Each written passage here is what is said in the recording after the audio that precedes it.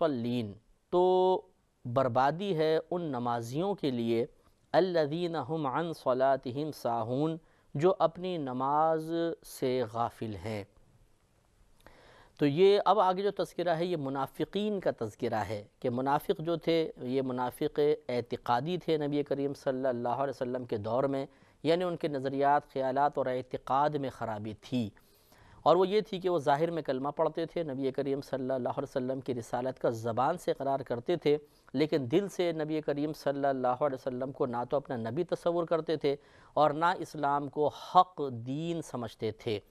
تو یہ منافق تھے، تو یہ اپنی نمازوں میں بہت سستی کرتے تھے، جب موقع ملتا تھا جماعت سے بھاگ جایا کرتے تھے، موقع ملتا تو نماز ہی نہیں پڑھتے تھے، اگر آتے بھی تھے تو مرے دل کے ساتھ آتے تھے، اور بڑی ہی مجبوری کی حالت میں آ کر بس بہت ہی بوجھل جسم کے ساتھ یہ نماز کو ادا کرتے تھے۔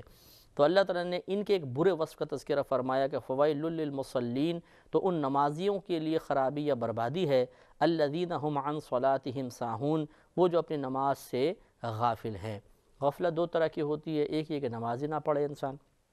یہ بھی غفلت ہے، ایک یہ ہے کہ نماز پڑھے لیکن اس حالت میں کہ جیسے نبی کریم صلی اللہ علیہ وسلم نے ارشاد فرمایا کہ بعض نمازی ایسے ہیں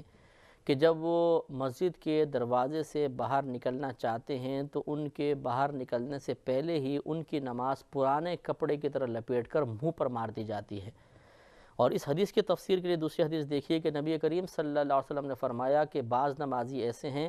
کہ نماز سے جب وہ فارغ ہوتے ہیں تو نماز کہتی ہے کہ جیسے تو نے مجھے برباد کیا، اللہ تبارک و تعالیٰ تجھے برباد کر دے۔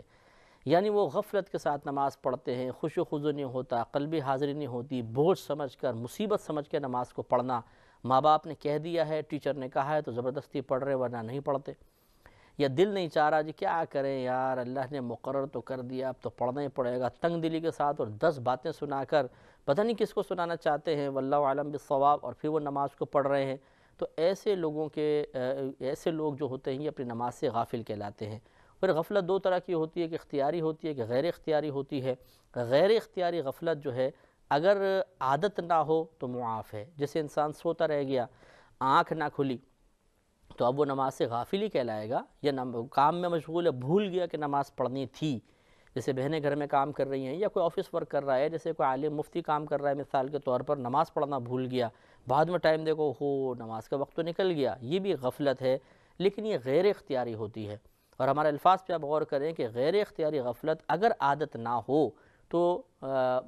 قابل معافی ہوتی ہے، اللہ تعالیٰ درگزر فرما دیتا ہے، لیکن اگر یہ عادت بن جائے کہ بس وہ کام میں مشغول رہتے ہیں، جہاں روزانہ نماز بھول جاتے ہیں، تو ضرور قابل گرفت ہوگا۔ اور ایک غفلت ہوتی ہے اختیاری، یہ اختیاری غفلت کا تذکرہ ہے۔ یہ منافقین جو تھے یہ جان بوجھ کے نمازیں چھوڑ دیا کرتے تھے، یہ آتے تھے تو مرے دل کے ساتھ آتے تھے،